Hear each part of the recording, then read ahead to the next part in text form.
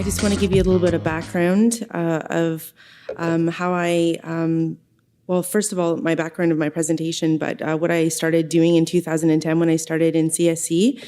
I was hired as a Aboriginal Correctional Program Facilitator. So for many of you might not know what that is. It has to do directly with interventions.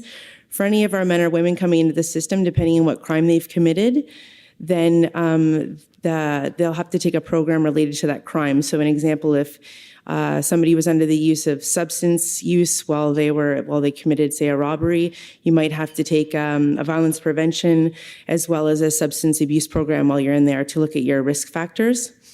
For every mainstream program that we have an Aboriginal equivalent program. And I'll talk about that a little bit more. So I'm going to give you a bit of an overview as to correctional initiatives that we have for our Aboriginal people within the system, both men and women. All of our work is done with elders and Aboriginal liaison officers. And we look at cultural, spiritual, and programming needs when we look at the correctional plan. So from the very beginning, we look at their social history of our Aboriginal men and women, because we know our history is very different from anybody else coming into the system. Our case management team are parole officers, correctional officers, Aboriginal elders, our liaisons, like I said, Aboriginal correctional program officers or facilitators. I can tell you that when I ran the basic healing program at Millhaven Max for about 4 years, our Aboriginal men that were coming into the system would spend about 90 hours with me. That's a long time to spend with one person to try to get them to think in a different way and to try to propel them into other programming. And we saw some really positive outcomes with that. I know Gerard Sagosigi, the elder that's with us at this conference, has been able to run a couple of those programs with me, and we're able to see the positive effects it has on our men. The APEC program is about 2 weeks long. So we start with it's usually run with an elder and myself. We start with historical factors, intergenerational trauma. We look at a lot of, we look at contact. We look at what's happened since contact and, over 100 years in terms of residential schools. So a lot of people will say, well, what's the big deal? We're not in that anymore. The reality is the effects of that. We still see that in even our young populations today, whether that be inability to parent, which is a huge one, not being able to, properly parent, show your children affection, boundaries, things like that. And then we move on to intergenerational trauma and the effects of that. And we spend about 2 days on that because I think it's really important. That's really where I see the big change in a lot of them. We instill identity and that sense of pride while we're doing that. We talk about policy that still affects us today. So we look at the Indian Act. We look at Bill C-31. We do a lot of education with our men. So a lot of our men don't know all of these things. Some of them do, but it's limited. And then we go into why do we have high incidence of infectious disease among our people, among our women, coming up on our youth, right? And if you look at all of that, we can easily go back to historical factors to see why we're in the predicament we're in. We look at HIV, Hep C. We look at tuberculosis. We look at things like diabetes because it affects us so much, substance abuse and addictions as well, and sexuality. So all of these things are covered. And I sometimes have men come back because with this program, there's not really a limit. So they'll come back and say, you know what, I want to take it again. And which I think is great. Or our peer educators or our APEC coordinators that have already taken it, they'll come back because we have new information or we have new research or we're talking about something else. I can say for a lot of our Aboriginal programming, they were created by Aboriginal people.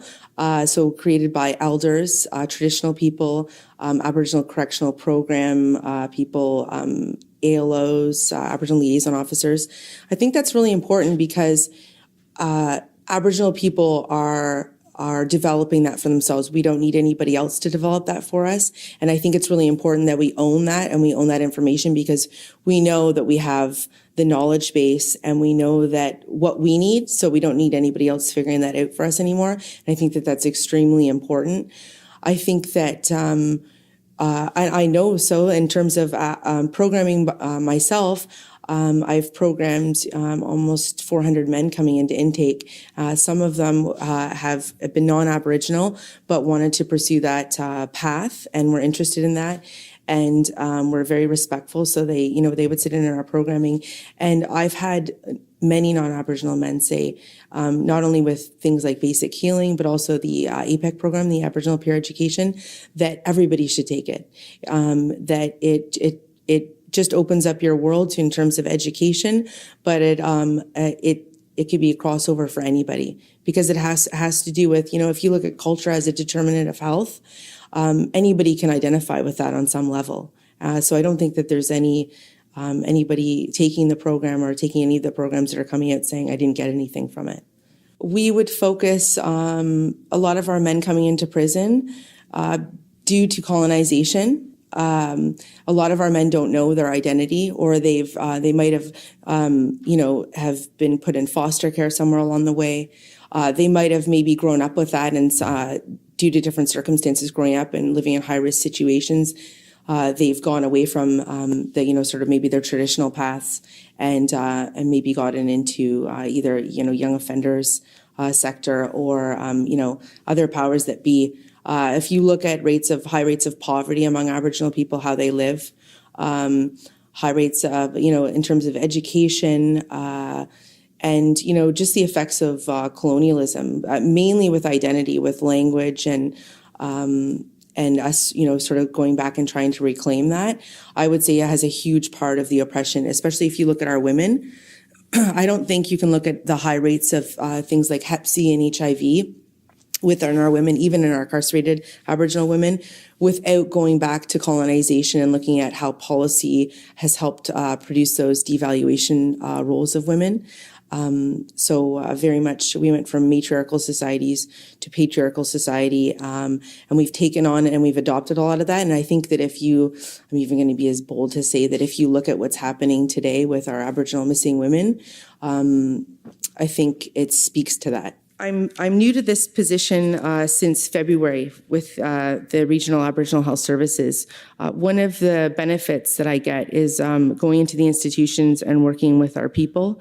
And it's something that I hold dear to me. And it's the only thing I can say is that whenever we run programming like that, you're able to see not necessarily maybe in a statistic what happens, but when you're standing in a circle with men and women and healing processes happening, I can't tell you in words what happens, but it's really beautiful. And I know that the elders feel it when we're there, and I know the men benefit when they're in that circle. And I guess that's what I want to leave everybody with. I think that there's always something we can do better. I wish we had more of us doing the work that we do, especially dealing with all the trauma that has happened to a lot of our people. More people need obviously more intensive counseling and whatnot when they're in there.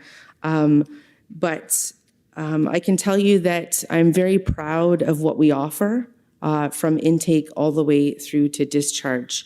I think that our men and women are in good hands, specifically with their Aboriginal brothers and sisters looking over them. Miigwech.